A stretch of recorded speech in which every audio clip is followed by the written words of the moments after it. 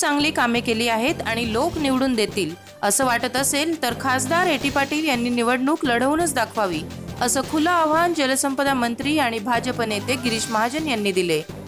भाजपच्या बैठकीसाठी गिरीश महाजन आज जळगावात आले होते। त्यांनी यावेळी पत्रकारांशी संवाद साधला।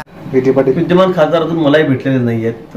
वर्तमानपत्रांवर मी वाचतोय बघतोय त्यांना सध्या, ते कुठे सध्या मला माहीत नाही। पण सोबत घेणार आहात? हो, सोबत घेऊन त्यांना आम्ही सांगितलं सोबत या म्हणून, पण तो अजून ते जरा रागातून बाहेर आलेलं नाही आहे। निश्चित येतील ते पण बाहेर। राग काढला नाही? प्रयत्न करू आम्ही निश्चित प्रयत्नाला त्यांना शांत करण्याचा।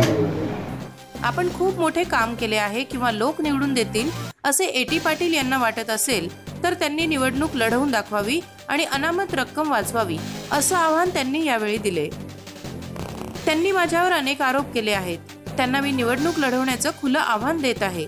धुळ्यात अनिल गोटे यांनाही मी आव्हान दिलं होतं। अमळनेरचे आमदार शिरीष चौधरी यांच्याशी बोलणे झाले आहे, ते उमेदवारी अर्ज मागे घेतील असंही त्यांनी एका प्रश्नाच्या उत्तरात म्हटले। जळगावहून धर्मेंद्र सोबत नीता, इंडिया आप तक न्यूज मराठी।